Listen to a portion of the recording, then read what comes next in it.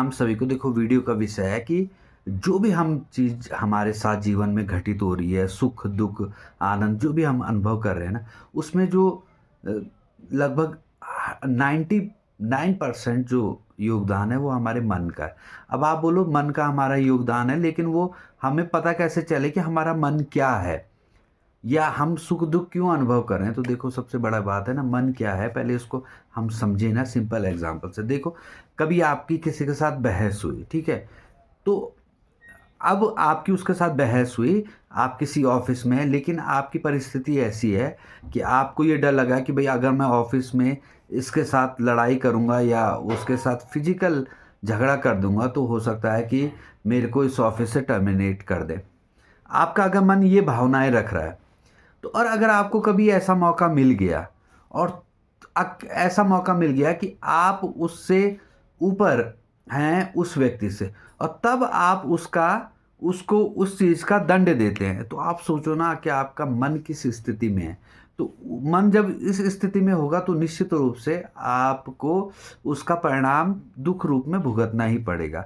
और एक मन वह है कि ऐसी परिस्थिति बन गई उसके साथ, ठीक है? तो दूसरा जब वह ऊँचे पद पर पहुँचा, तब उसने कहा कि भई ये जब मेरे साथ था, तो तब इसने मेरे साथ ऐसा व्यवहार किया, लेकिन मैंने इसको ऐसा कोई व्यवहार नहीं करना और मैंने अब अपने संबंध इसके साथ अच्छे करने हैं या अगर अच्छे नहीं कर सकते तो उस इंसिडेंट का इस लाइफ़ से मेरे या इस समय से मेरा कोई संबंध नहीं है।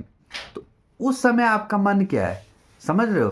तो ये मन की स्थिति है ना, अधिकतर चीज़ें हमारे मन में आ रही है लेकिन हम कर नहीं पा रहे हैं ना उसको क्योंकि हम किसी चीज़ से हमारा डर है। डर क्या है कि अगर मैं ऐसा कर दूँगा तो ये हो जाएगा कानूनी रूप से ये। लेकिन वास्तविक रूप से मन तो हमारा विकृत है ही ना, अगर हमारे अंदर ये भावना है कि जैसे कई हमने सुने होते हैं कि अगर हमें इतना टाइम मिल जाए तो हम ये कर देंगे, मतलब मन के रूप में कितने वो मानसिक रूप से विकृतता है, आप समझ रहे हो कि अगर मेरे को मौका मिले तो मैं ये कर दूं। अरे मौका मिले तो तब तुम्हारे अंदर अगर सेवा की भावना जाग जाए, जब तुम्हारे अंदर शक्ति है ना, तब तुम क्षमा की भावना तुम्हारे अंदर जाग जाए, तो वह मन तुम्हारा श्रेष्ठ मन है और वह मन तुम्हें सिर्फ आनंद देगा, वही मन तुम्हें सुख दुख से मुक्त कर देगा। लेकिन अगर तुम्हारा मन इस प्रकार का है कि जिस दिन मुझे मौका मिलेगा मैं इसको दिखा दूंगा, तो वो मन तुम्हारा ना तुम्हें दुखों की साइड ले जा लेगा। सिंपल सा, मतलब बहुत ही सिंपल परिभाषा। और जैसे लोग कहते हैं कि मन है क्या मेरा, मैं कैसे पहचानूं, तो ऐसे पहचानो मन को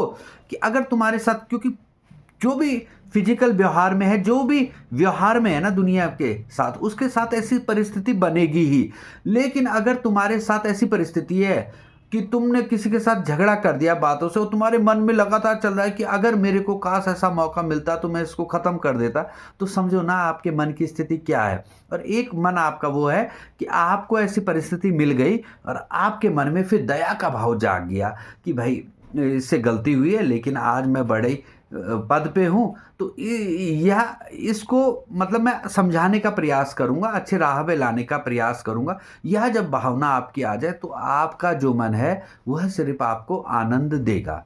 ये उनको चेक कर सकते हैं। और दूसरी भावना ये है कि जैसे आप किसी गरीब को देख रहे हो, किसी असहाय व्यक्ति को देख रहे हैं, तो आपके मन में क्या भावना आ रही है? अगर देखो आपके पास सीमित साधन है, मान लो आप कह रहे हैं कि मेरे पास सीमित साधन है, लेकिन आपके अंदर भावना क्या आ रही है? अगर आपके किसी असहाय को देख के आपके मन में आ रही है कि इसकी मैं कुछ सेवा कर सकता, तो मतलब आप सोचो ना, तो उस मन का आपको प्रतिफल मिलेगा ही। वह जो मन है वो आपको आनंद देगा, आपको सब साधन देगा। लेकिन अगर आपके मन में किसी असहाय को देख के ये आ रहा है कि क्या है इसकी दुर्गति होनी थी, ये इसी प्रकार का व्यक्ति है, ये इस प्रकार की भावनाएँ आ रही, तो वो सोचो वो आपका मन कहाँ से अच्छा है।